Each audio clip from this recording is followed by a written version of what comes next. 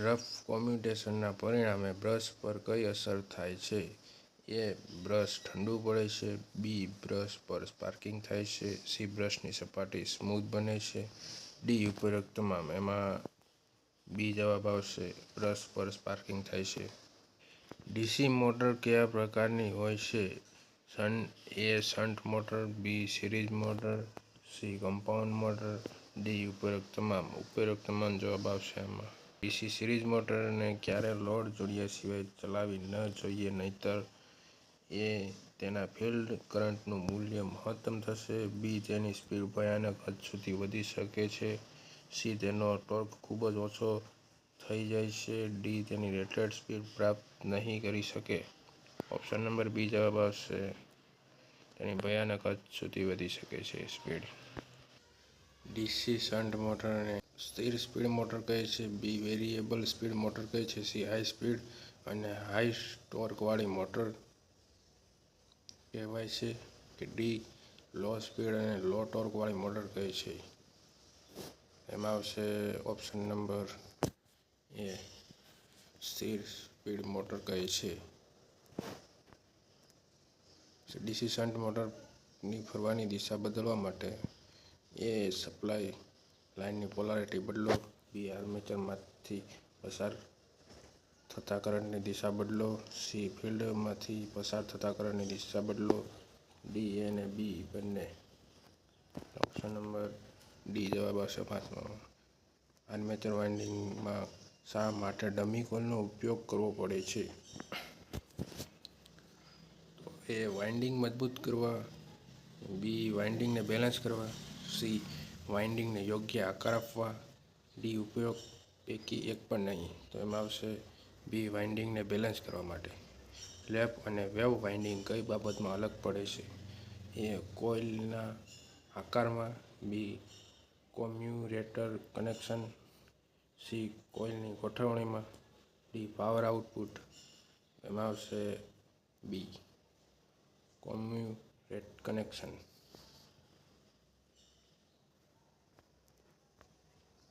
આઠમો પ્રશ્ન. 3 phase AC induction મોટરમાં સિંક્રોનસ સ્પીડ કયા સૂત્ર દ્વારા દર્શાવવામાં આવે છે? એમાં ઓપ્શન એ. NS બરાબર 120 F/P. પછી બી. NS બરાબર 120 P/F. પછી સી. NS બરાબર FP/120. ડી. NS બરાબર 120 FP. એમાં ઓપ્શન નંબર એ આવશે જવાબ.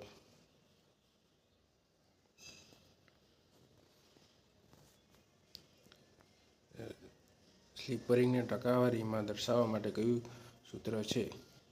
સિંક્રોનસ સ્પીડ માઇનસ રોટર સ્પીડના છેદમાં સિંક્રોનસ સ્પીડ ગુણ્યા 100 એટલે સી જવાબ આવશે એમાં. Option number C.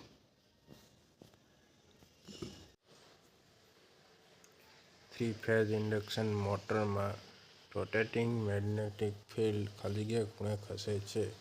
તો 90° ખૂણે ખસે છે. ઓપ્શન નંબર સી જવાબ આવશે. 3 ફેઝ સ્ક્વિરલ કેજ ઇન્ડક્શન મોટરમાં મુખ્ય બે ભાગ ખાલી જગ્યા અને ખાલી જગ્યા છે તો સ્ટેટર અને રોટર આવશે 3 ફેઝ ઇન્ડક્શન મોટરમાં. ઓપ્શન નંબર એ. મોટર સ્ટાર્ટરમાં નીચેના પૈકી કયા બે વાયરિંગનો સમાવેશ થાય છે? તો એમાં વાયરિંગ કંટ્રોલ વાયરિંગ અને પાવર વાયરિંગ. ઓપ્શન નંબર એ. થર્મલ ઓવરલોડ રિલે વીજ પ્રવાહની કઈ અસર કે સિદ્ધાંત પર કાર્ય કરે છે? તો heating. Option number C. Option number C જવાબ આવશે. વાઇન્ડિંગ નીચેના પૈકી શું મેગ્નેટ ઉત્પન્ન કરવાનું કાર્ય કરે છે? તો ઇન્ડક્શન આવશે MCQ. Option number C. Single phase motor માટે નીચેના પૈકી કયું સાચું છે? તે સેલ્ફ સ્ટાર્ટ નથી. તે સેલ્ફ સ્ટાર્ટ છે. ઓપ્શન નંબર સી જવાબ આવશે. ઓપ્શન નંબર સી કઈ રીતે? સિંગલ ફેઝ સપ્લાયથી કેવું મેગ્નેટ ફિલ્ડ ઉત્પન્ન થાય છે? તો પલ્સેટિંગ અને યુનિફોર્મ. એટલે ઓપ્શન નંબર સી જવાબ આવશે. રિપલ્ઝન મોટરમાં ખાલી જગ્યા હોય છે તો કોમ્યુટેટર અને brush. Option number D. Alternator એ એક એવો યંત્ર છે કે જે યાંત્રિક શક્તિને વિદ્યુત ઉર્જામાં રૂપાંતર કરે છે, એનર્જીમાં, અને એસી સપ્લાય પેદા કરે છે. એટલે ઓપ્શન નંબર સી જવાબ આવશે. ડી જવાબ આવશે. અલ્ટરનેટરમાં ઉત્પન્ન થતું વેવ ફોર્મ નીચેના પૈકી કેવું હોય છે? તો sine wave form. Option number B. પછી અલ્ટરનેટર પર લોડ વધે ત્યારે ફ્રીક્વન્સી સ્થિર રાખવા માટે અલ્ટરનેટરની સ્પીડ ખાલી જગ્યા જોઈએ તો વધારવી જોઈએ. Option number C. ટ્રાન્ઝિસ્ટરમાં ક્ષેત્રફળની દ્રષ્ટિએ સૌથી નાનો ભાગ કયો છે? તો એમાં આવશે base. Option number B. Panel બોર્ડમાં કઈ ધાતુના બસ બાર વપરાય છે? તો એમાં આવશે આપેલ તમામ. પછી કેપ્ટિવ પાવર પ્લાન્ટ મોટા ભાગે કયા પ્રકારના હોય છે? તો એમાં કેપ્ટિવ પાવર પ્લાન્ટમાં ડીઝલ પાવર પ્લાન્ટ આવશે. ઉચ્ચ વોલ્ટેજ ટ્રાન્સમિશન લાઇનમાં કયો પોલ કે ટાવર વપરાય છે? તો lattice steel structure. Option number C. Lattice steel structure.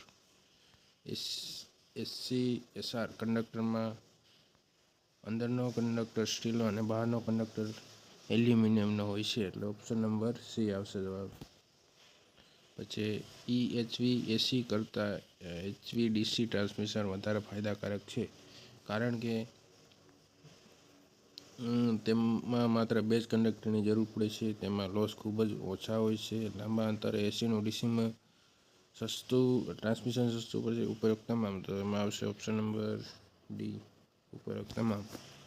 Transmission લાઇનના ઇન્સ્યુલેટર્સ એમાંથી બનેલા હોય છે? તો એમાં આવશે પોર્સેલિન. પછી ડિસ્ટ્રિબ્યુશન સિસ્ટમનો લોડ સામાન્ય રીતે કેવો હોય છે? તો અનબેલેન્સ હોય છે ડિસ્ટ્રિબ્યુશન સિસ્ટમનો. લાઇન પર સમારકામ દરમિયાન નીચેના પૈકી કયું સાધન વાપરવામાં આવતું નથી? તો સમારકામ વખતે તો વીજ મીટર વાપરવામાં આવતું નથી. Option number D. 3 phase 4 wire system મોટાભાગે કઈ લાઇન માટે વપરાય છે? 3 ફેઝ 4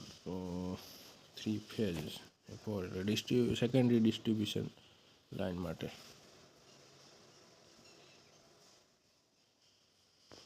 પછી એક આકૃતિ આવી ગઈ છે 31માં. આ આકૃતિમાં કયા પ્રકારનું ઇન્સ્યુલેટર દર્શાવેલ છે? પિન ટાઈપ આવશે. ઓપ્શન નંબર એ. આકૃતિમાં કયું ઇલેક્ટ્રિકલ મશીન દર્શાવેલ છે? તેમાં ટ્રાન્સફોર્મર આવશે. Option number C. આકૃતિમાં દર્શાવેલ ઇલેક્ટ્રિક ગેજેટનું નામ શું છે? ગેજેટનું નામ ફ્યુઝ.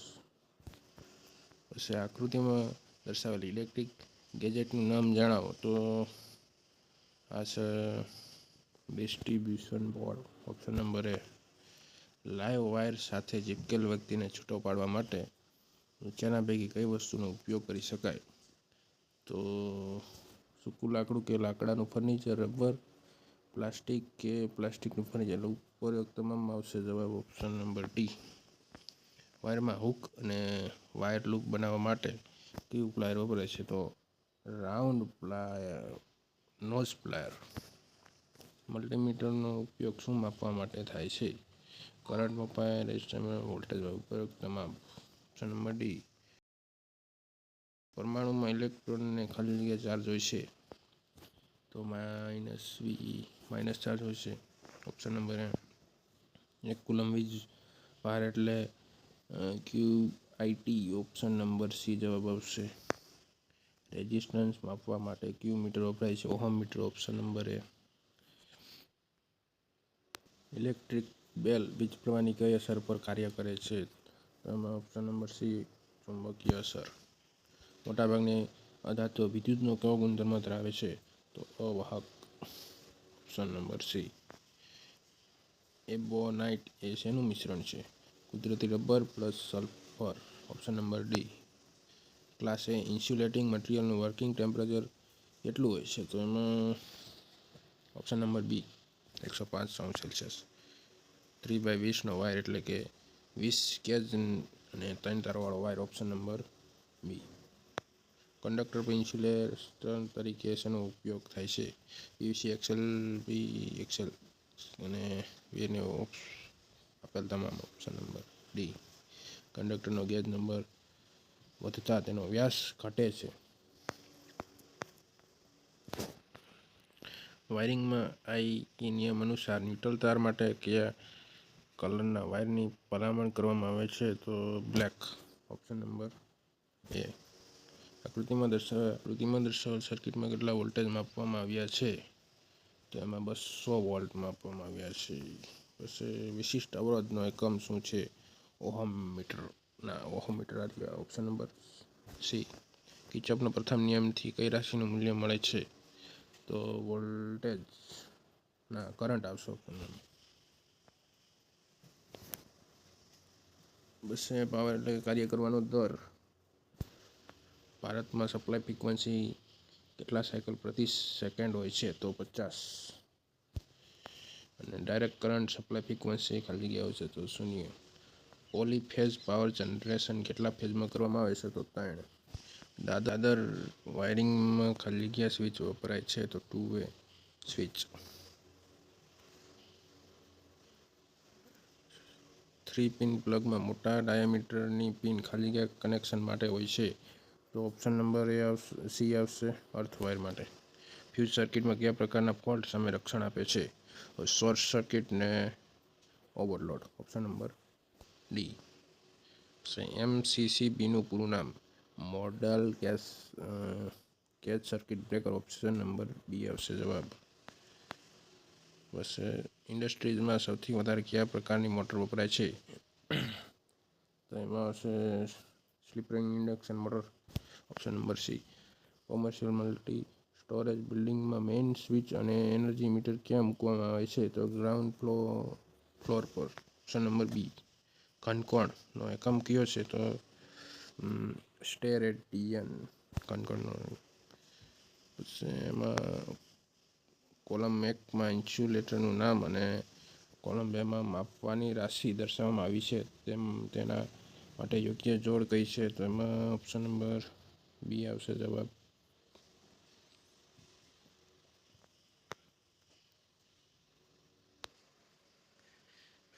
ઘર વપરાશના હીટિંગ એપ્લાયન્સીમાં હીટિંગ એલિમેન્ટ તરીકે મોટાભાગે કઈ મિશ્ર ધાતુનો ઉપયોગ કરવામાં આવે છે? તો નાઇક્રોમ આવશે એમાં. Option number D.